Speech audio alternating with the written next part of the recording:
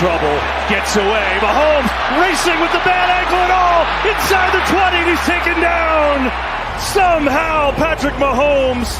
The comeback stuff with this guy, it's the numbers don't seem possible. That's right. In all of NFL history, Tom Brady and Patrick Mahomes are now both 2-1 when trailing by double digits in the second half of Super Bowls.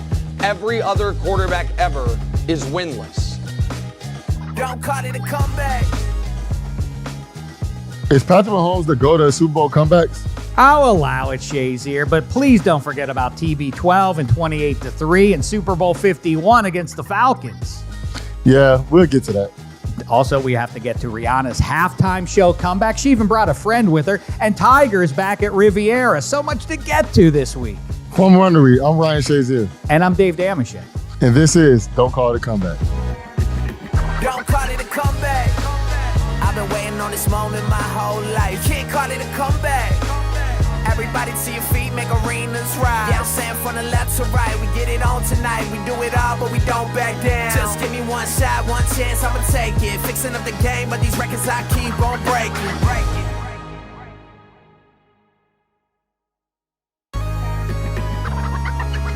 Patrick Mahomes pulled off his second comeback victory in the Super Bowl, but it's still not the greatest comeback in Super Bowl history. Ah, fan of history you are, Shazier. Yeah, that would belong to Tom Brady in a game so famous, we only need 3 digits for you to know what we're talking about. 28-3. Well, let's get the true GOAT later, but let's talk a little bit about the baby GOAT. Is that what we're going with? That's his new nickname, Baby Goat Mahomes. What did you think of KC? What big takeaway? People are buzzing about defensive holding, crummy turf, the coordinators from Philadelphia, but mainly we're celebrating the greatness of number 15. To me, that game ended up being exactly what I wanted it to be. The game was a phenomenal game. Obviously, I lost $100 betting on the Eagles, and I know a lot of people lost a lot of money betting on the Eagles, but I was actually happy to see the Chiefs win. And the reason I say that is because it was just a good game. Patrick Mahomes, he proved everybody the reason he's Patrick Mahomes. Him and Andy Reid together, they just do a phenomenal job of just drawing up play calls that always put their team in the right position. They understand when to run the ball. They understand when to pass the ball. And the biggest thing when it comes to the NFL is if somebody does something to you and you don't fix it, they're going to do it again. And that's exactly what the Chiefs did to the Eagles. And the Eagles didn't fix it, and they got 2 touchdowns off of the same exact play, which is crazy. But at the end of the day, that's coaching, and that's discipline from the guys on the field, and the guys on the Eagles weren't as disciplined. But I know a lot of people are mad at the penalty. And one thing that Coach Tomlin told me, one thing my high school coach told me, one thing my college coach told me, don't ever put the game in the officials' hands. And when you're touching people, it's very easily for them to make a decision. And you don't want to lose a game off of somebody else's decision. The reason I feel that the Chiefs won this game is because of just, at the end of the day, they did what they needed to do. Andy Reid, throughout his career, he hasn't been the best clock manager. He understands how to manage the clock at the end of this game. He's had a lot of games where he should have won it, but he didn't. He doesn't know how to just close the game out. They used that whole 4 minutes to close this game out. Patrick Mahomes, he understands how not to take a sack. He understands how to avoid pressure when he needs to avoid pressure. He understands the situation of the moment. He never, whenever you're watching him, he never feels rushed. He never looks rushed. He never seems uncomposed. He always seems like he's ready for the moment. And he never makes errant throws. To me, I think that they just did what they needed to do to win this game and not try to be the flashy Kansas City Chiefs. They understood what they needed to do. And I think that's why Patrick Mahomes wins all the time, because it's not about just me having the best numbers, but it's about just putting my team in position to win. I think people tie themselves into knots and overcomplicate these things when it's a pretty straightforward line that you can look at, especially over the course of the 21st century. The teams with the best quarterbacks are always in play. That's not some fluke, why they're always involved in January. And you can marginalize the greatness of any player by saying he has a great coach and he has great weapons. Yes, Mahomes has Kelsey and he has Andy Reid. Those guys also have Patrick Mahomes. And I would say, and by the way, that's true of every dynastic, adjacent, or full-on dynasty that you could talk about. Yes, it's never one guy, but I do think that number 15 is more responsible for his first 2 Lombardi wins than just about any quarterback you can cite in history. Go with the GOAT, Tom Brady. His first one, when he wins as a sophomore, he takes over for Bledsoe. Of course, we know the story there. That was a defense-first team. Even the second one, they were still defense-heavy. Belichick in his heyday as a coordinator of defenses and all of that. I think Mahomes is carrying the day as much as any high-end quarterback has in history among QBs who've won as many as 2 titles. Is that accurate? Yeah, I would 100% agree with you. Interesting stuff there, 5-0. But of course, when you're talking about QBs, the yardstick is Tom Brady. Let's get back to his comeback, 28-3 against those Falcons. We're going to be talking with one of the guys who was out there with Brady during that comeback. Chris Hogan is coming up. Hey, Shek, let's get into this Patriots Super Bowl comeback. All right, let's do it. It's February 5th, 2017. The Patriots are about to play in Brady and Belichick's 7th Super Bowl as a duo. They're favored by a field goal against the Atlanta Falcons. But they're up against league MVP Matt Ryan and Atlanta's #1 offense.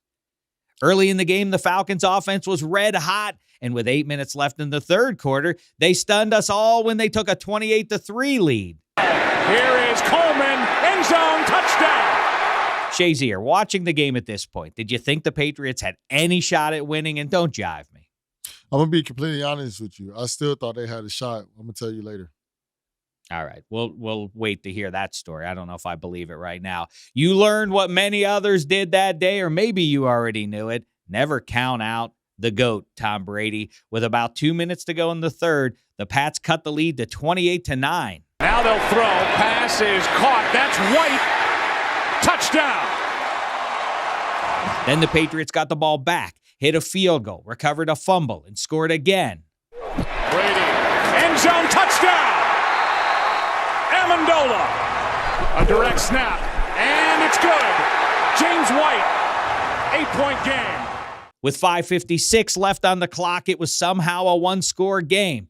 But the Falcons still had a 93% chance to win, according to the odds. Well, sure enough, Brady got the ball back with 3:30 left on their own 9-yard line, down 8. What happened next is the stuff of legends. Handoff, touchdown, James White. After forcing the game into overtime, Tom Brady was, of course, inevitable. The Patriots won the coin toss, marched down the field, and punched in the game-winning touchdown, capping the score at 34-28. Toss to White. He's in. Patriots win the Super Bowl. All right, here we go. For more on the greatest comeback in NFL history, we've got a piece of that comeback here with us. Patriots wide receiver Chris Hogan, who caught a huge first down on that comeback drive and is an all-time NFL comeback story of his own. He's here with us right now. What's happening, Chris Hogan? What's going on, guys? Thanks for having me. What's up, Chris? Okay. Man, I'm going to be completely honest. Before Dave get into these questions, I just want to let you know, as a competitor, I did not enjoy playing you because every time I play linebacker, and I'm not blaming my DBs or anything, but it just seemed like you were always open. So I just don't understand what was going on back there, but it was always fun. The feeling's mutual. You were the one trying to take my head off while we were trying to run across the middle, man. There was no love when we were playing. I watched that game from my couch, and Shazier couldn't take your head off, Hogan, because he was nowhere to be found on the screen. You were all by yourself. No black and gold guys within 15 yards of you in any direction. And it didn't please me any more than it.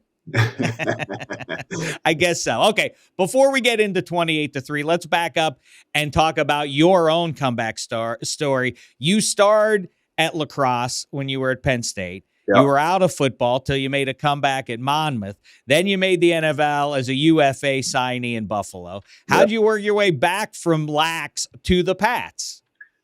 So coming out of high school, it was like that big decision, lacrosse, football, trying to choose between two sports. And I went with lacrosse. I mean, I had a ton of different offers. Football, I had some offers, wasn't anything crazy. I decided to go with lacrosse. I had a lot of people pushing me that way, but it was like one of those things toward the end of my career at Penn State that I just had that feeling of I would have lived with this with regret if I didn't try to play college ball. So I pursued it. I got a chance to go to Monmouth. Really, I grew up an hour from the school. So, and a lot of kids that I played ball with in high school.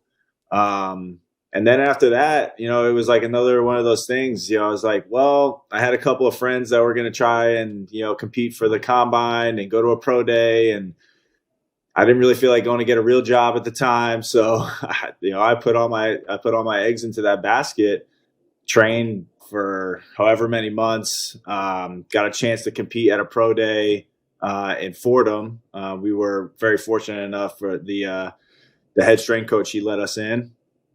And I hit it out of the park. I mean, I had good numbers, and still no one knew who I was. I mean, I was just this young kid who really hadn't played any college ball, but I did enough to get some looks, and I just ran with it from there. I mean, I had some bumps along the way, but finally got a shot in Buffalo, and just tried to make the most of it. And I had to show out when I played the Pats too, because that was like a ideal place to wind up. We had to play against them twice a year, which was terrible in Buffalo, but played well enough to get noticed, so and ended up there. No, you definitely got noticed. So before I get into this Super Bowl run, I want to ask you, you didn't try out at Penn State when you were there, since you was already there? Nah, so they the lacrosse coaches were 100% against it. I was on scholarship there, and they didn't want me to go out. They told me I was too little to play. So I was 18 years old. I didn't know what I was doing. So I was like, all right, well, I party with these guys on the weekends. I feel like I'm as big as them. But I just it kind of just was one of those things that was always in the back of my head. I hated going to football games because I knew I could be out there playing. So I did more tailgating than playing. And then, my senior year, I had that extra year of eligibility because I got hurt my sophomore year, and I was on pace to graduate. So I graduated and then just went a different direction. I also did more tailgating than playing. So we have a lot in common, I guess. I also played defense, Ryan, in college. I played corner in college. I didn't play receiver. That's crazy. Yeah, so they brought me to play. They brought me to play at receiver. I played receiver for the first couple games, and our corner was not playing well. My coach knew that I played corner in high school. He's like, "Yo, can you?" We just played straight man and covered 3 zones. So it wasn't like I had to do. It wasn't that much. It was just kind of lining up with these guys. And I played corner for most of the time there. I came in on like third down and red zone. Oh, that's crazy. Hey, so man, I want to talk about this Super Bowl run really fast. So one thing that many people don't remember for the year you guys won that Super Bowl, Tom Brady was suspended for 4 games for Deflategate. Yep. Like going into that season, what was your expectations of the team like that coming year? Listen, you had to play against us.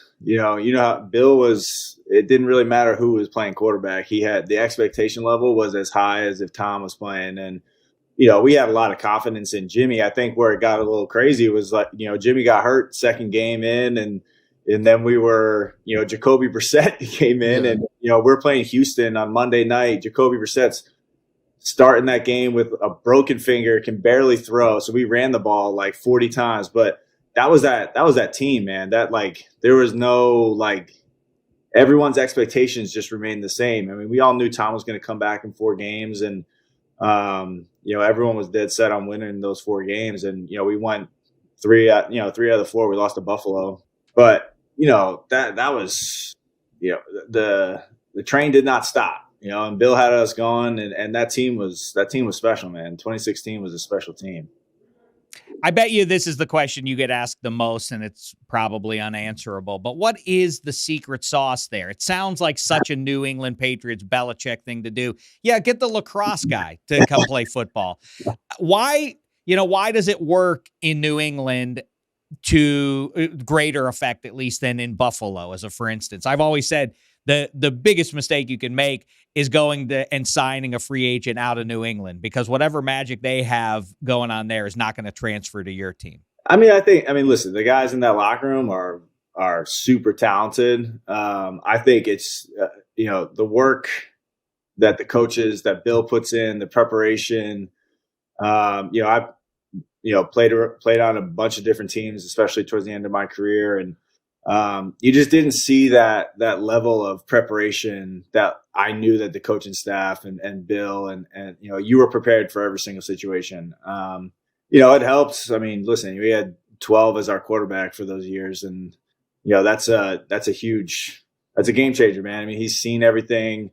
The guys in that locker room, they wanted to play harder for him. They didn't want to mess up. So like, your level of accountability and prep kind of went up because, you didn't want to be that guy that messed up and, Tom come after you or end up on the bad ball clip, on Mondays. You didn't want to be on that tape because there was never good film being showed on Mondays, no matter, even if we won, it was all bad ball.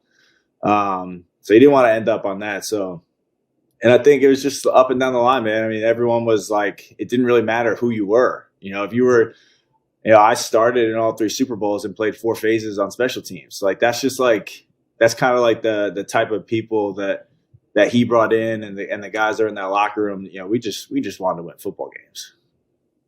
That's awesome. Y'all definitely, and that's one thing y'all definitely did. Y'all definitely won football games. So I remember watching that game, and you guys were down 21-3 at halftime to the Falcons. Yeah. 21-3. Yeah. And I remember everybody in my house was like, man, they was like, we're better change the game. Like, I'm tired of watching this. This is crazy. Like, they're getting their butt whooped. Like, this is a terrible game. Yeah. And I remember saying this I remember saying this to them. I was like, don't turn the channel. I've played against the Patriots and Tom Brady too many times to not think that this game is over.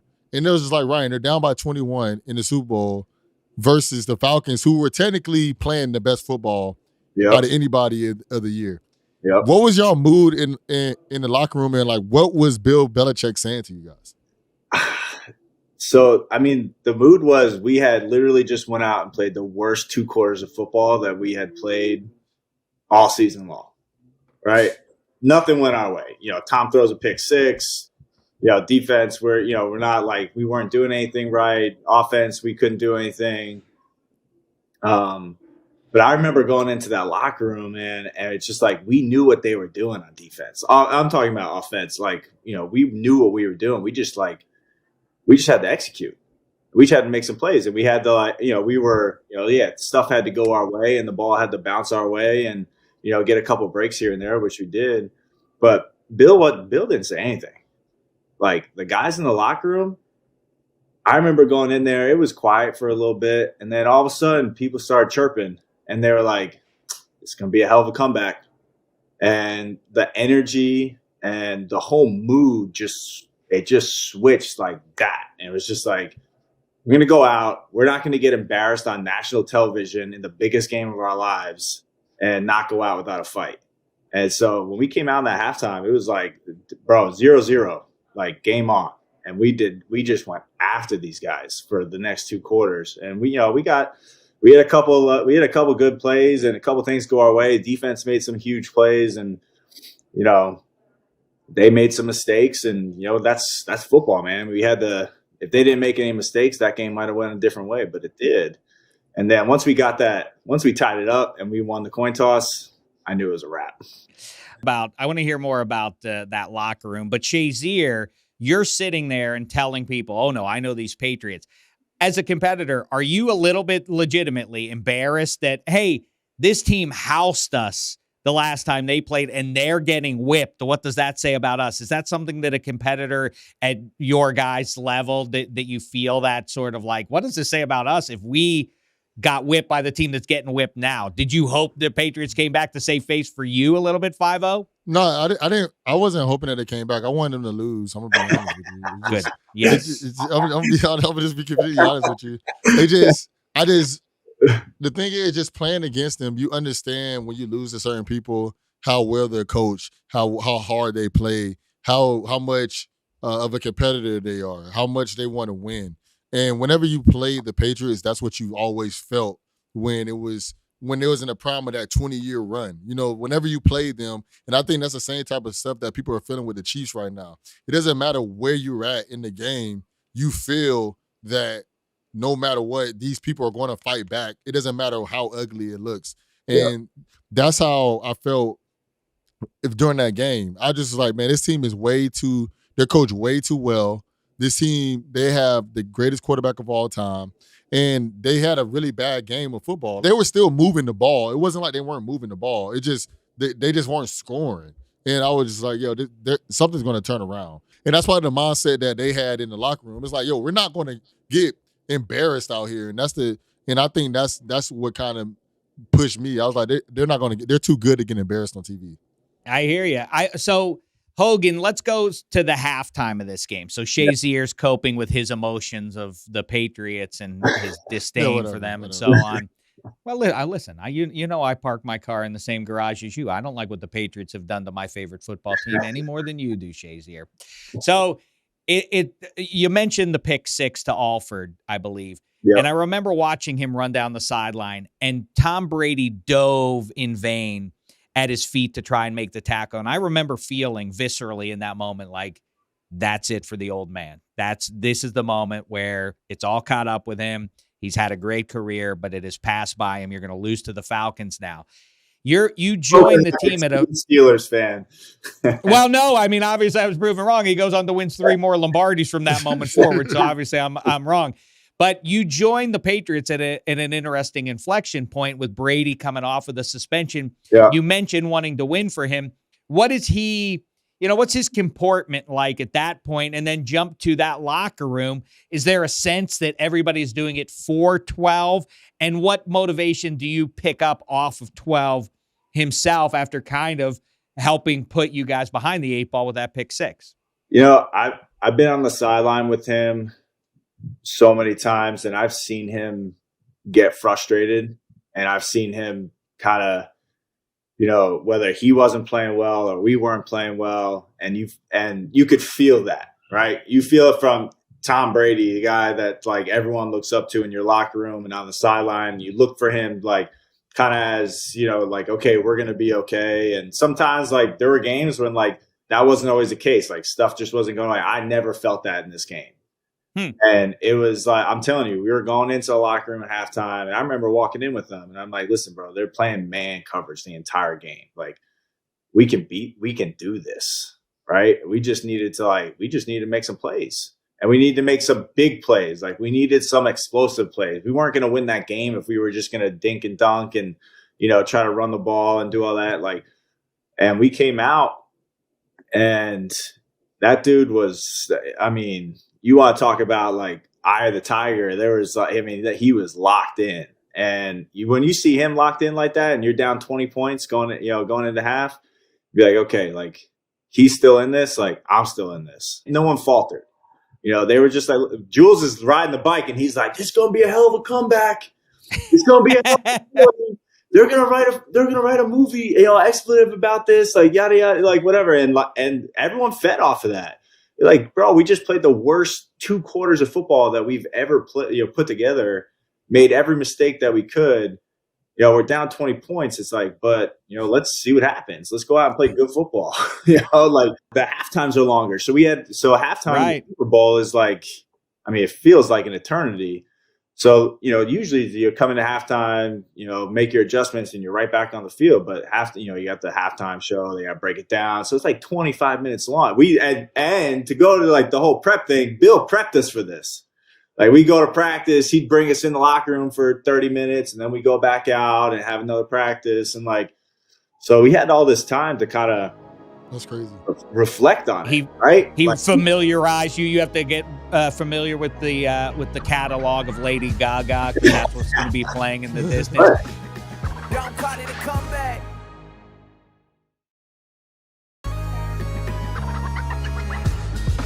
So, but you mentioned Belichick, and obviously famous for as you talk about his coaching. With that expanded time, is Belichick or anyone else on the coaching staff saying, "Hey, we have a few extra minutes here. Let's change this. Let's do this instead"? Yeah, I mean, like, Josh, and like on the offensive side of things, like Josh is always coming up with different stuff for like McDaniels. But like honestly, man, like we loved our game plan. Like it really came down to like us just executing it. So like when we came in and they, we all huddle around like offense, defense, whatever it is, and we go to try to like talk about our adjustments. There really wasn't any adjustments. It's like, dude, just play better. Like, go out there and execute, make some plays, and like see what happens. And the same thing was for the defensive side of things. I mean, I think they were, a little bit more, on themselves. They were. I would say that, I know we had to score points, but, they kept them from scoring, so like that was, they were the biggest part of this whole thing, sacking Matt Ryan, taking him out of field goal range, like making some big plays and just getting us the ball back so we could score. Hey, so first I want to ask you, when Julian caught the ball, did you 100%. like, I was right there. So at that moment, you knew he caught the ball. He was running a seam read up the middle. I had a slant on the backside. I literally was running across. I saw the whole thing. I knew he caught it. I wanted to line up and go. Yeah, all right. I just want to know. All right, have you spoken to any Atlanta guys since that game? And is this the greatest comeback in NFL history? I mean, I played against them. I've run into a couple of them. It's a touchy subject to bring up to an Atlanta player if they were on that team. But I mean, in a game like that in the Super Bowl, when like the ebb and flows of that game. I mean, when everyone's playing well and you're up by 20 points, like I couldn't even imagine what they were feeling going into halftime, beating us by 20 points. For us to come back, and it's got to be the greatest comeback in NFL history. Because Matt Ryan has been on the wrong side of two of the biggest comebacks. So I'll just, that's why I wanted to ask. Now, you mentioned it already. When you guys find out you win the toss, did you, in your head, sort of think like, that's it, we're going to win now? 100%. I mean, I think everybody watching, I think every Falcon guy knew that. I'm sure you guys did too. So, Chris, I want to ask you a real question and give me a real answer. I need a real answer from you. All right. James White had 20 points, 14 receptions. Hell. Do you feel like he should have been the MVP? Hell yeah, yes. Okay. Because I was watching that game, I was like, there's no way James doesn't become the MVP of this game. James White is hands down one of the best teammates I've ever played with and one of the most gifted football players I've ever played with. But, bro, that dude had the most insane game in a Super Bowl like that. I mean, listen, Tom deserves everything that he gets because he is the best football player I've ever been around. But like, dude, James White made some freaking plays in that game that we're not in that game unless has what do you have? 20 catches? He had 14 catches and he had a Super Bowl record of 20 points. Yeah, I mean, he was like lights out that game, man. Like ran in 2 touchdowns. So yeah, it was he really should have been the MVP, is right. But to the victor go the spoils, and to the quarterback usually goes the NFL or the Super Bowl MVP. But now Brady has retired. First of all, do you think he stays retired? And more importantly, what did you make of the underwear photo? Speak from the heart. I have no comment on whether he retires or not because I already had my emotional goodbye, happy retirement last year. So that was like you jumping up behind James White, like, wait, we're taking it back. Wait, I already did that one. Yeah, I got you. I'm picking up what you're laying down. It's cool to see Tom and you're in New England and you get like. Bill does all of this media coaching, and he really tries to keep everything really kind of, close to the vest, and, don't, it's talk about yourself, talk about the team. And if you have any other questions, relate to Bill. But, Tom's a funny guy, man. It was kind of cool to see him kind of branch out of, this, always talking about the Patriots kind of thing. And now he's doing his own thing. And I guess he's an underwear model now. I mean, God bless, bro. I mean, dude, whatever works for him, man. Hey, Chris, I really appreciate you, man, but I want to get back on this. So you started off with lacrosse. Yep. And then you hung up your cleats in 2021 and went back to lacrosse. Yeah. And was a midfielder for the Cannons and the Whip Snakes. First of all, Yep. those are two crazy names, two crazy names. And then, so, like, what made you go back to lacrosse? So finishing my year with the Jets. I just come off 2 season-ending injuries. I busted my knee in Carolina, had a surgery. I came back. I played the last game. Jets signed me.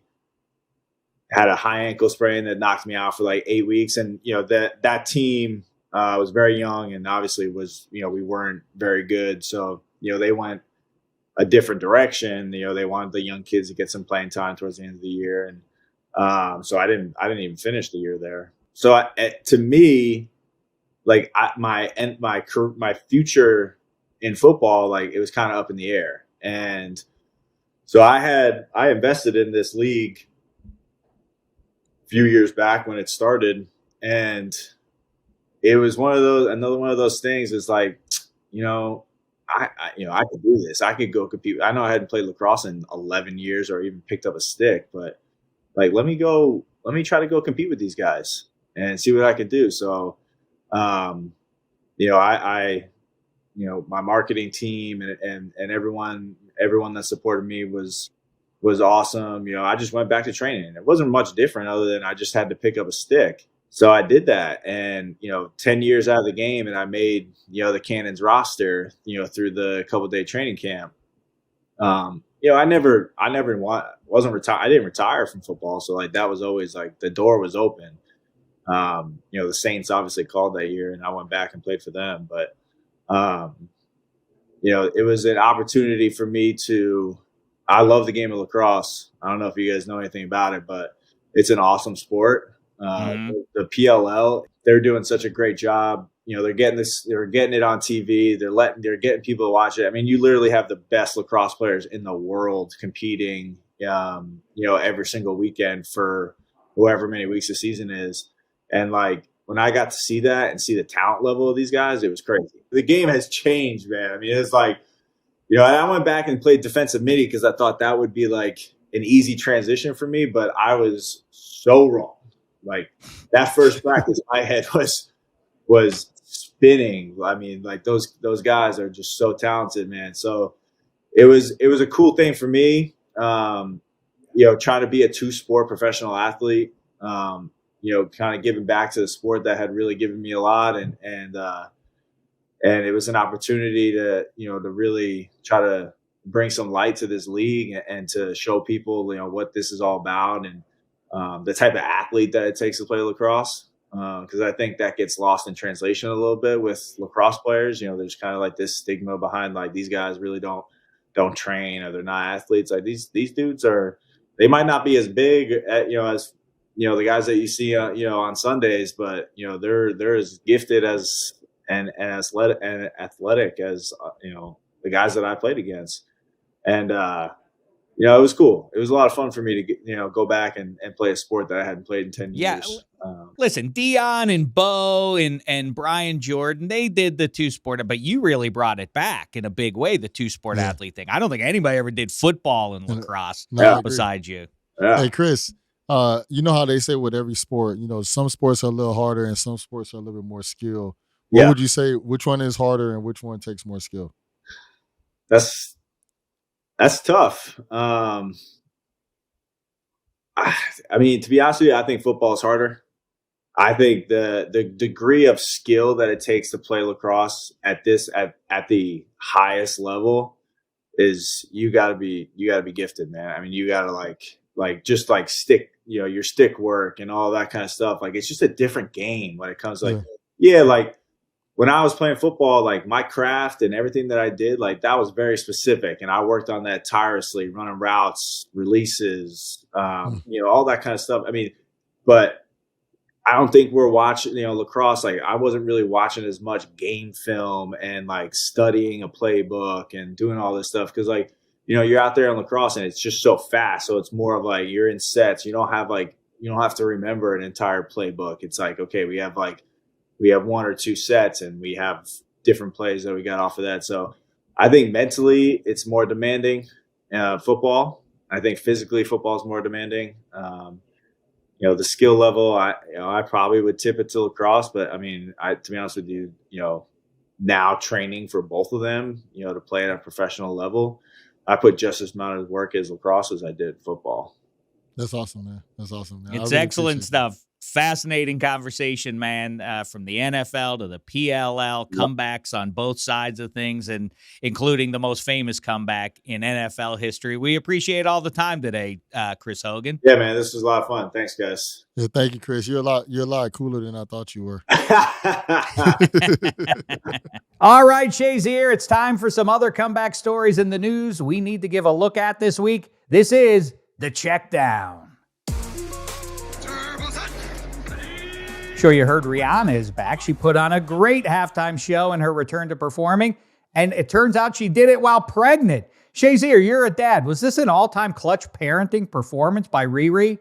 Man, I'm not going to lie. This was a pretty awesome performance by her. And to be 150 feet above the field, pregnant on that platform, I felt nervous for her up there, but I thought it was a phenomenal performance. And then that's an amazing way to reveal that you're having a child is at the halftime. They said it was more people watching her halftime show than they were actually watching the Super Bowl. So to me, I think that was actually a pretty clutch moment from a mother and from, Riri. Everybody loves her.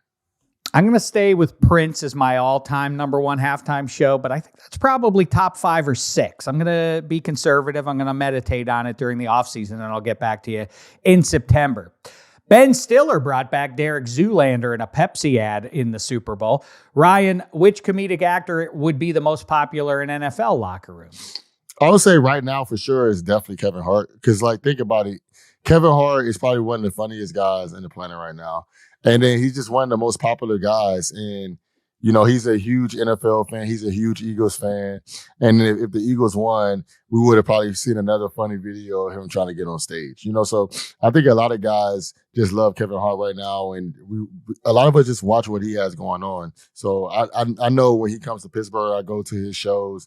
And then when he has a movie out, I definitely check it out as soon as I can. So I would say right now, he has to be the most popular guy in the NFL locker rooms.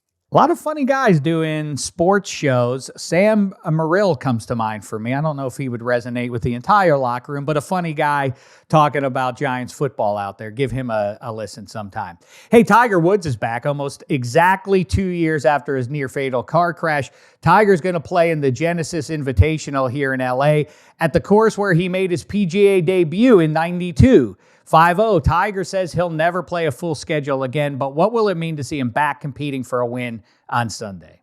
Man, it's always awesome to see Tiger golf because he's just one of those guys that everybody looked up to, especially as an African-American male. It's just, you looked up to him, the greatness that he had throughout his career, all the championships he's had.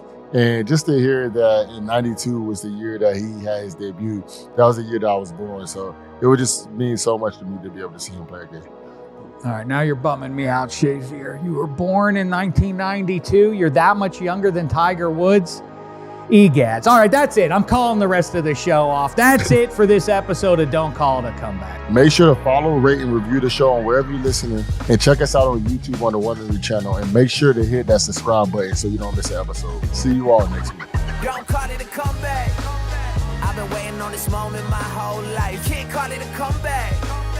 Everybody to your feet, make arenas rise. Yeah, I'm saying from the left to right, we get it on tonight. We do it all, but we don't back down. Just give me one shot, one chance, I'ma take it. Fixing up the game, but these records I keep on breaking.